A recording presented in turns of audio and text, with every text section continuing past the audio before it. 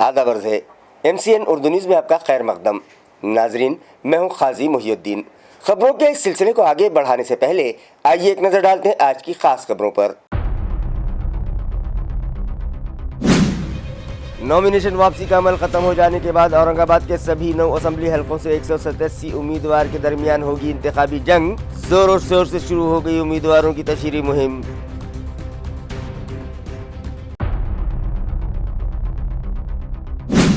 20 नवंबर को रियासत भर में मुकम्मल किया जाएगा रायदही का अमल। इलेक्शन की तैयारियों का जायजा लेने इलेक्शन कमीशन ऑफ इंडिया और additional election chief commissioner of Maharashtra Aurangabad में 6 नवंबर को औरंगाबाद, नागपुर और अमरावती के अफसरान के साथ करेंगे मीटिंग। प्रेस कॉन्फ्रेंस में दी गई इत्तला।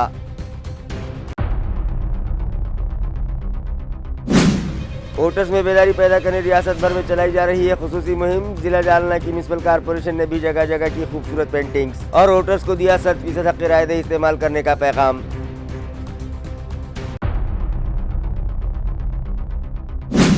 और तंबाकू आमेज ममनुआ गुटखे की खरीदो फरोख्त पर शिकंजा कसने इलाका भर में मुहिम जारी। जालना पुलिस ने किराना शॉप पर छापा मारकर जब्त किया 1 लाख रुपये से जायद मालियत का गुटखा। खबरें तफसील से। औरंगाबाद ज़िले के तमाम 9 असेंबली हलकों से 397 अफराद के नॉमिनेशन फॉर्म्स दुरुस्त पाए गए थे, जिनमें से 214 अफराद ने अपने नॉमिनेशन वापस ले लिए और अब 183 अफराद इंतखाबी मैदान में डटे हुए हैं। नाजरीन, 22 अक्टूबर से असेंबली इंतखाबात के लिए नॉमिनेशन दाखिल करने का अमल शुरू हुआ था, जो 29 अक्टूबर को खत्म हो गया।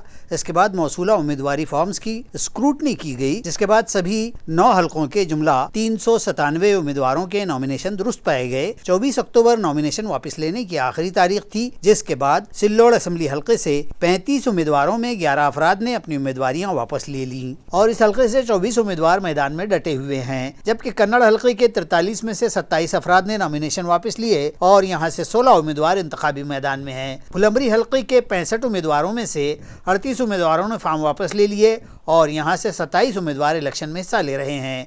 औरंगाबाद वस्त से 35 में से 11 अफराद ने अपने नॉमिनेशन वापस ले लिए और यहां से 24 उम्मीदवार इंतखाबी मैदान में हैं। औरंगाबाद मगरिब से 28 में से 10 उम्मीदवारों ने इंतखाबी मैदान छोड़ दिया और अब 18 उम्मीदवार इलेक्शन में हिस्सा ले रहे हैं। औरंगाबाद मशरिक से 69 में से 40 अफराद ने अपनी उम्मीदवारी वापस ले लेने के बाद 29 उम्मीदवार इंतखाबी मैदान में बचे हैं। पैठन हल्के से 51 में से 34 उम्मीदवार इंतखाबी मैदान छोड़ गए और 17 उम्मीदवार इलेक्शन कॉन्टेस्ट कर रहे हैं। गंगापुर हल्के के 45 उम्मीदवारों में से 27 उम्मीदवारों ने अपनी उम्मीदवारियां वापस ले ली और 18 उम्मीदवार अब भी इलेक्शन में मौजूद हैं। वैजापुर के 26 में से 16 उम्मीदवारों ने इंतखाबी मैदान छोड़ा और 10 उम्मीदवार इंतखाबी मैदान में डटे हुए हैं। इस तरह से मजमूई तौर पर 9 असेंबली हलकों के 397 उम्मीदवारों में से 214 अफराद ने इंतखाबी मैदान छोड़ दिया और 183 उम्मीदवारों के लिए आइंदा 20 नवंबर को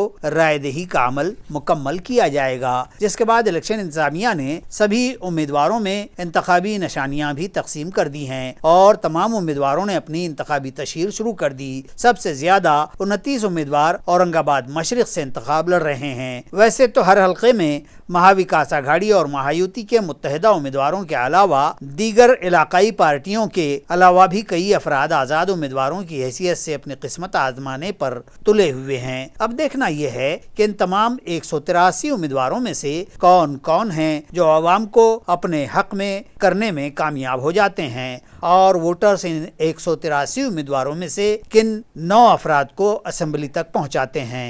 ये तो 23 नवंबर को वोटों की गिनती के बाद ही पता चल पाएगा।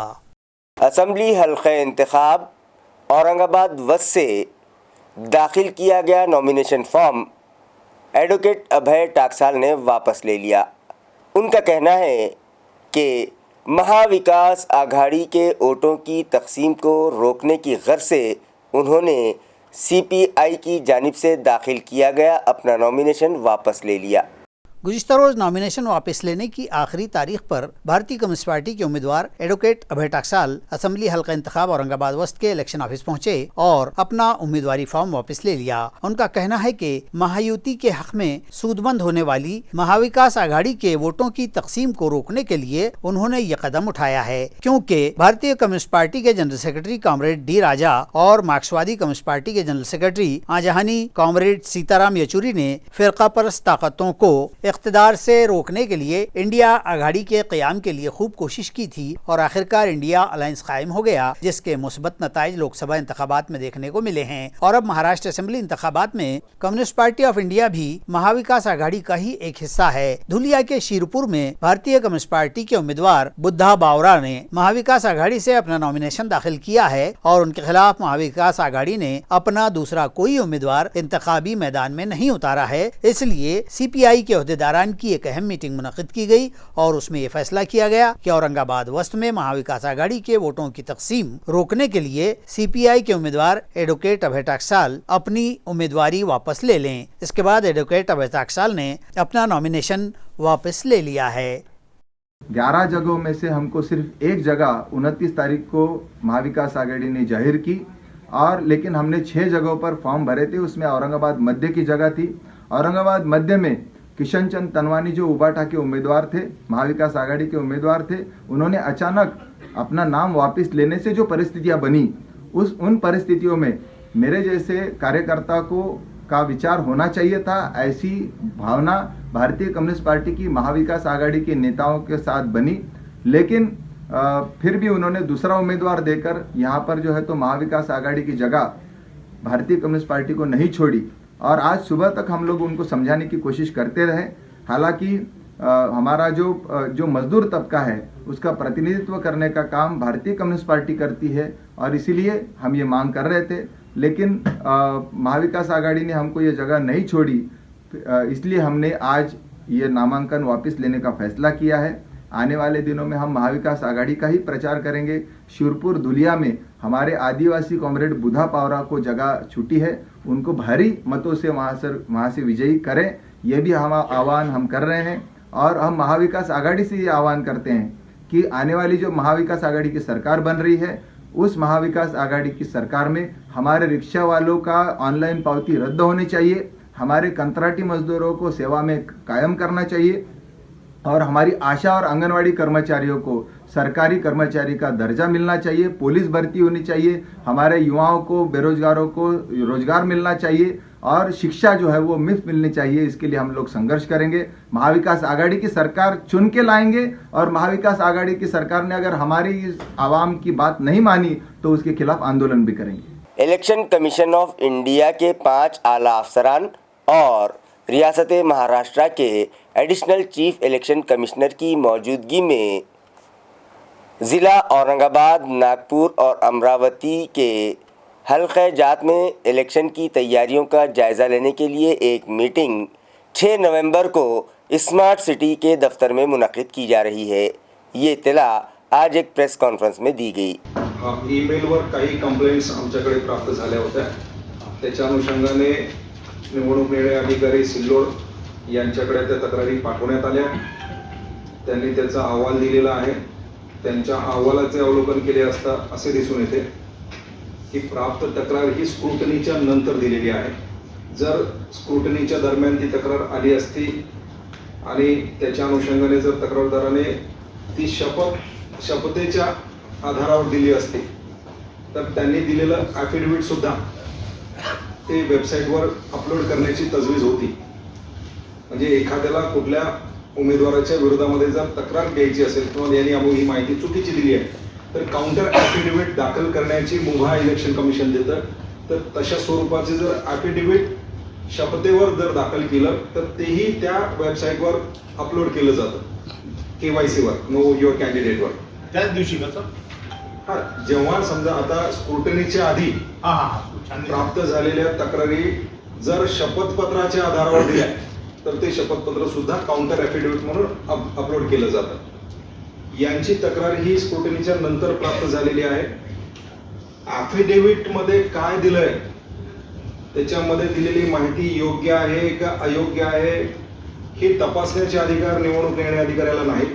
त्याच्या संदर्भात इलेक्शन पिटिशनच्या माध्यमातून दाद मागण्याची तजवीज आहे. असम्बली हल्का इंतखाब औरंगाबाद मशरिक से महायुति के उम्मीदवार अतुल सावे की तशहीरी मुहिम ज़ोर शोर से जारी है, जिसके तहत गुज़िश्ता शाम भवानी नगर इलाके में एक तशहीरी पदयात्रा निकाली गई, जिसमें मकामी साकिनान और वोटर्स के अलावा महायुति में शामिल सभी सियासी जमातों के कायदीन और वर्कर्स बड़ी तादाद में शामिल थे. नाजरीन, गुज़िश्ता रोज़ नॉमिनेशन वापस लेने का आखिरी दिन था और तयशुदा इलेक्शन प्रोग्राम के मुताबिक 4 नवंबर तक औरंगाबाद मशरिक के 40 उम्मीदवारों ने अपने नॉमिनेशन वापस ले लिए और अब इस हल्के से 29 उम्मीदवार इंतखाबी मैदान में हैं। इस हल्के से 2 मरतबा मुंतखब हो चुके बीजेपी के उम्मीदवार अतुल सावे इस मरतबा भी महायुति की जानिब से इलेक्शन में हिस्सा ले रहे हैं और वो अपनी 10 साल कारकर्दगी के बल पर आवाम से मुलाकातें कर रहे हैं। उन्होंने अपनी तशहीरी मुहिम तेज कर दी है। गुज़िश्ता रोज भवानी नगर इलाके में पद यात्रा के जरिए मकामी वोटर्स से उन्होंने मुलाकात की और उनसे असम्बली हल्के की तरक्की के लिए उन्हें इस बार भी जीत दिलाने की दरखास्त की। उनकी अपील पर मकामी साकिनान बड़ी तादाद में उनके साथ पदयात्रा में शामिल होते चले गए और उनकी इस तशहीरी यात्रा में महायुति में शामिल सभी सियासी जमातों के ओहदेदारान के अलावा मकामी वोटर्स का हुजूम रहा, जिससे अंदाजा लगाया जा रहा है कि इस बार भी उनके लिए मंजिल आसान है और वो इंतखाबी तशहीर के मामले में फिलहाल सबसे आगे चलते दिखाई दे रहे हैं। जालना असम्बली हल्के से वीबीए के उम्मीदवार डेविड घुमारे ने रुकन असम्बली कैलाश गोरंटियाल पर मराठा और ओबीसी समाज के दरमियान तफरीका डालने का इल्ज़ाम लगाया है। वंचित बहुजन आघाड़ी के उम्मीदवार डेविड घुमारे ने कहा कि चूंकि कैलाश गोरंटियाल ने मराठा रिजर्वेशन की तायद की थी और मनोज जरांगे पाटिल के आंदोलन की हिमायत की थी, इसलिए हल्के के तमाम ओबीसी समाज गोरंटियाल से नाराज हैं, क्योंकि वो मराठा और ओबीसी में तनाज़ा खड़ा करने और नफरत डालने का सबब बने हैं। यहाँ रहे कि जालना हल्का असम्बली से शिवसेना शिंदे ग्रुप के अर्जुन खोतकर और कांग्रेस महाविकास आघाड़ी के कैलाश गोरंटियाल ही में इस इंतखाबी अखाड़े की असल लड़ाई होनी है। दोनों एक दूसरे पर तनकीद की भी मुकाबला आराई कर रहे हैं और इसी बीच अब वीबीए उम्मीदवार डेविड घुमारे ने भी गोरंटियाल के खिलाफ इसी तरह की इल्जाम तराशी की है और ओबीसी के उनसे नाराज होने का खुलासा किया है। अलीकडच्या काळामध्ये मी काँग्रेसचे जे उमेदवार आहेत कैलाश गोरंट्याल यांना सुद्धा जरांगे पाटलाची भेट घेताना पाहिलं। 2-4 दिवस आधी मी त्यांचं फेसबुक चेक करत होतो तर मराठा समाजाला पाठिंबा देण्याचं त्यांचं पत्र मी पाहिलेलं आहे आणि म्हणून ओबीसी समाज सुद्धा त्यांच्यावर तीव्र स्वरूपामध्ये त्या ठिकाणी नाराज आहे। यांनी मराठा आणि ओबीसी मध्ये भांडण लावण्याचं काम त्या ठिकाणी केलं, परंतु आमचे आदरणीय नेते बाळासाहेबांनी मराठा आणि ओबीसी हा कसा राहील आणि यांचं आरक्षण अबाधित कसं राहील यासाठी त्या ठिकाणी प्रयत्न केलेला आहे। म्हणून मराठा समाज, गरीब मराठा आणि ओबीसी हा माझ्याबरोबर त्या ठिकाणी राहणार आहे असं मला पूर्णपणे त्या ठिकाणी खात्री आहे आणि म्हणून या दोघांना त्या ठिकाणी मी पराजित केल्याशिवाय राहत नाही। रुकन पार्लियामेंट डॉक्टर अजीत गोपचड़े ने इत्तला दी है कि नांदेड़ लोकसभा ज़िमनी इंतखाबात और असेंबली इलेक्शन की तशहीर के लिए एक जलसे आम बीजेपी की जानिब से नांदेड़ शहर में रखा जा रहा है, जिससे वज़ीर आज़म नरेंद्र मोदी खिताब करेंगे। 9 नोव्हेंबर रोजी या देशाचे लोकप्रिय पंतप्रधान माननीय नरेंद्रभाई मोदी, लोकसभेचे उमेदवार डॉक्टर संतुकरावजी हंबर्डे व 9 विधानसभांचे उमेदवार यांना विजयी करण्यासाठी विजयी सभा घेण्यासाठी ते येत आहेत। 9 नोव्हेंबरला सकाळी ते अकोला येथून नांदेड येथे येतील, दुपारी 12 वाजता येतील। 2 ते 2.5 लाखाचा जमाव हा संपूर्ण घटक पक्षाचे कार्यकर्ते, शिवसेना, भाजप, राष्ट्रवादीचे सर्व नेते, माननीय हेमंतजी पाटील, माननीय अशोकरावजी चव्हाण, आमचे घटक पक्षातील सर्व नेते मंडळी, पदाधिकारी, कार्यकर्ते मिळून जवळपास 1000 कार्यकर्ते या सभेच्या तयारीसाठी जुंपलेले आहेत। स्वयंसेवक आहेत। वेगवेगळ्या माध्यमांद्वारे आम्ही नागरिकांपर्यंत पोहोचत आहोत। 50,000 VIP पासेस शहरातल्या सगळ्या महिला प्रतिष्ठित नागरिकांपर्यंत पोहोचवण्यात आलेले आहेत। सर्व पत्रकार बंधूंची विशेष व्यवस्था करण्यात आलेली आहे। औषधोपचाराच्यासाठीचे एक स्वतंत्र हॉस्पिटल त्या ठिकाणी उभं करण्यात येणार आहे। काही कार्डियक ॲम्ब्युलन्सेस आम्ही तिथे ठेवणार आहोत आणि औषधांची व्यवस्था महिला स्वयंसेविकांपासून ते तरुण सगळे मंडळी मिळून या सभेला यशस्वी करतायत। मोदी ग्राउंड, ज्याला हे आयुक्तालयाचं नांदेडचं जे मैदान आहे, त्या ठिकाणी मोठ्या प्रमाणावर नांदेड जिल्ह्यातील लोकसभेतील 9 विधानसभेतील सर्व जनता कार्यकर्ते या सभेला यशस्वी करणार आहेत. अतिशय उत्तम अशा प्रकारची तयारी झालेली आहे. पोलीस प्रशासनाने आणि महसुली यंत्रणेने आम्हाला संपूर्णपणे सहकार्य केलेले आहे आणि ही सभा न भूतो न भविष्यती या विजयामध्ये रूपांतरित करण्याच्या दृष्टिकोनातून आम्ही सगळेजण कामाला लागलेलो आहोत. तमाम राय दहिंदगान अपना हक़ राय दही लाजमी तौर पर इस्तेमाल करें. इस पैगाम को आम करने के लिए जालना म्यूनिसिपल कॉरपोरेशन की जानिब से खुसूसी मुहिम चलाई जा रही है, जिसके तहत जगह जगह पेंटिंग्स की गई और ये पैगाम शहरियान को दिया गया.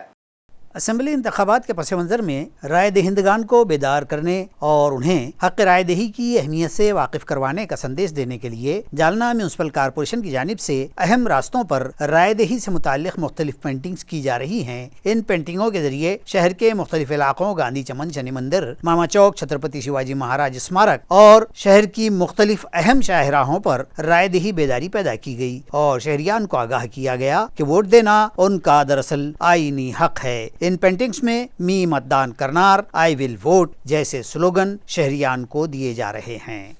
असम्बली इंतखाबात के पेश नज़र सियासी कायदीन का एक पार्टी को खैराबाद कहकर दूसरी पार्टी में शामिल होने का सिलसिला जारी है, जिसके तहत ज़िला नांदेड़ में भी कांग्रेस पार्टी को एक बड़ा झटका लगा है और यहाँ के डिप्टी मेयर विनय गिरडे ने कांग्रेस पार्टी को अलविदा कहते हुए शिवसेना शिंदे ग्रुप में शमूलियत इख्तियार कर ली. आया रहे कि विनय पाटिल गरडे नांदेड़ के जुनूबी हल्के से कांग्रेस के एक अहम चेहरे के बतौर माने जाते रहे हैं और उन्होंने पार्टी से असेंबली इंतखाबात के लिए टिकट भी मांगा था. ताहम उन्हें टिकट न दिया गया तो वो पार्टी से ऐसे नाराज हुए कि उन्होंने पार्टी ही छोड़ दी और मुंबई में वज़ीर आला एकनाथ शिंदे की मौजूदगी में शिवसेना शिंदे गठ में शामिल हो गए हैं. विनय पाटिल गरडे को शिवसेना की जानिब से जिला प्रमुख का ओहदा भी तफवीज कर दिया गया है और अब उनके पार्टी छोड़ देने से यहाँ कांग्रेस पार्टी को धक्का लगने के आसार जताए जा रहे हैं.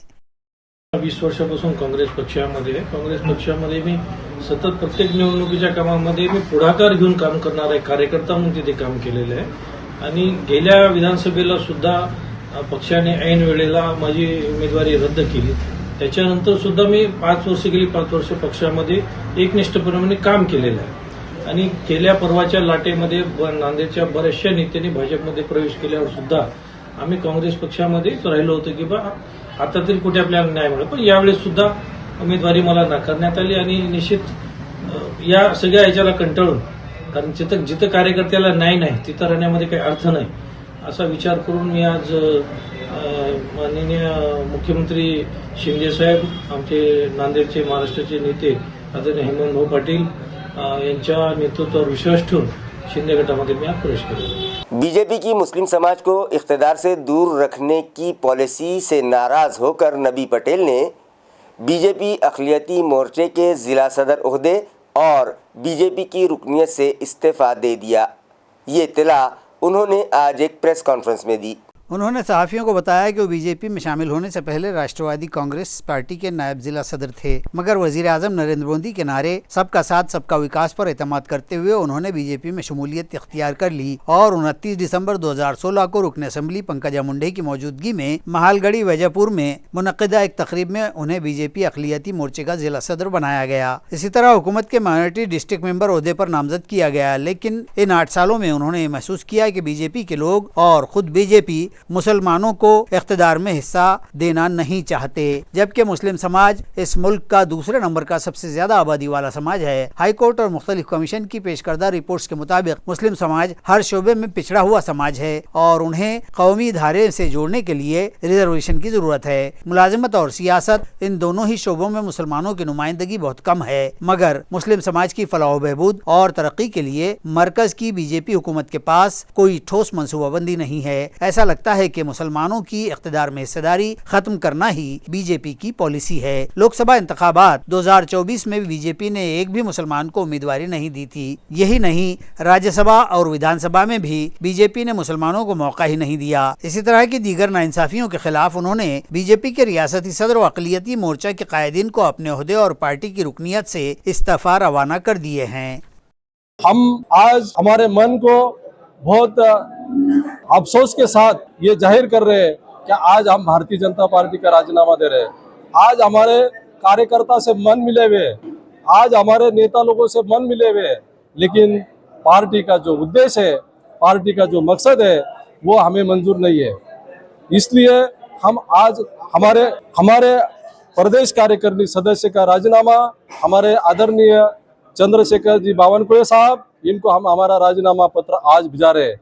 वैसे ही हमारे जिला अल्पसंख्यक मोर्चा के जो जिला अध्यक्ष, हमारे जिला अध्यक्ष पद का राजीनामा हमारे छत्रपति संभाजीनगर औरंगाबाद जिले के अध्यक्ष सम्माननीय हमारे संजू खंबायते साहब, इनको हम राजीनामा पत्र भिजा रहे हैं। अभी हम जल्द से जल्द हाई कोर्ट और उसके बाद सुप्रीम कोर्ट में जाएंगे और मुस्लिम समाज को आरक्षण, शैक्षणिक और राजकीय आरक्षण मिलना, इसके लिए कोशिश करेंगे।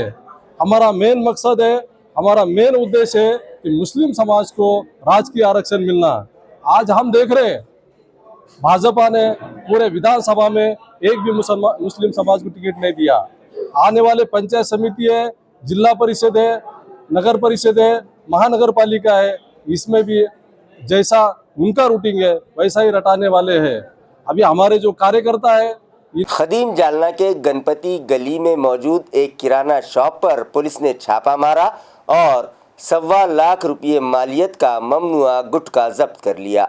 कदीम जालना के मारूफ इलाके गणपति गली में वाक़े नंद किशोर अरुण गोगड़े की अन्नपूर्णा माता किराना दुकान में गैर कानूनी तौर पर इस ममनुआ गुटखे की खरीदो फरोख्त की इत्तला पुलिस को मिली थी, जिसकी बुनियाद पर गुज़िश्ता रोज कदीम जालना पुलिस थाना के स्क्वाड ने यहां छापा मारा तो दुकान में मुख्तलिफ ब्रांड के ममनुआ गुटखे का जखीरा पाया गया। पुलिस ने ये सारा स्टॉक जब्त कर लिया है, जिसकी मालियत कमोबेश 1.25 लाख रुपये बतलाई गई है और दुकानदार मालिक नंद किशोर गोगड़े के खिलाफ कदीम जालना पुलिस थाना में मामला दर्ज कर लिया गया है। ये कार्रवाई इंस्पेक्टर सिद्धार्थ माने, PSI अज्ञानदेव नागरे, डिप्टी फौजदार कैलाश जावड़े और दीगर अमले ने अंजाम दी है। बाजार सावंगी इलाके के एक गायरान खेत में दरख्त से लटककर एक शख्स ने खुदकुशी कर ली। महलूक तालुका खुल्दाबाद के शेखपुर वाड़ी का साकिन बताया जा रहा है। ये वारदात गुज़िश्ता दिनों शाम 6 बजे के करीब सामने आई। खुदकुशी महलूक का नाम साहिबराव पांडुरंग सोनो ने बतलाया गया है। वारदात यहाँ बाजार सौंगी पुलिस की हुदूद में लोनी के करीब धामनी के इलाके में रोड से मुत्तसिल गायरान खेत में रुनुमा हुई। लोगों ने देखा कि एक दरख्त से कोई लटक रहा है तो उन्होंने इसकी इत्तला गंदेश्वर के पुलिस पाटिल हाशिम पटेल को दी और उन्होंने बाजार सौंगी पुलिस को मुत्तला किया। यहाँ से जमादार संजय सपकाड़, दिलीप बंसोड़, विनोद बिगोत ने मौके पर जाकर अतराफ के साकिनान की मदद से लाश नीचे उतरवाई और बाजार सौंगी PHC को भिजवाई। वहां की medical officer doctor Nilofar Anjum ने जांच के बाद साहिबराव की मौत तस्दीक कर दी। खुदकुशी की कोई वजह सामने न आ सकी है। बाजार सौंगी पुलिस मजीद जांच कर रही है। खबरें खत्म करने से पहले आइए एक बार फिर नजर डालते हैं आज की सुर्खियों पर। नॉमिनेशन वापसी का अमल खत्म हो जाने के बाद औरंगाबाद के सभी 9 असेंबली हलकों से 187 उम्मीदवार के दरमियान होगी इंतखाबी जंग। जोर और शोर से शुरू हो गई उम्मीदवारों की तशहीरी मुहिम।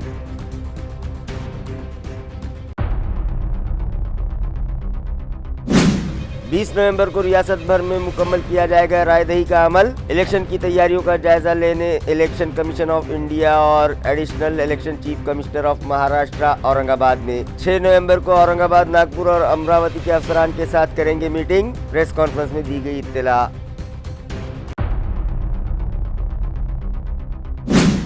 वोटर्स में बेदारी पैदा करने रियासत भर में चलाई जा रही है खुसूसी मुहिम। जिला जालना की म्युनिसिपल कारपोरेशन ने भी जगह जगह की खूबसूरत पेंटिंग्स और वोटर्स को दिया 100% हक़ रायदही इस्तेमाल करने का पैगाम।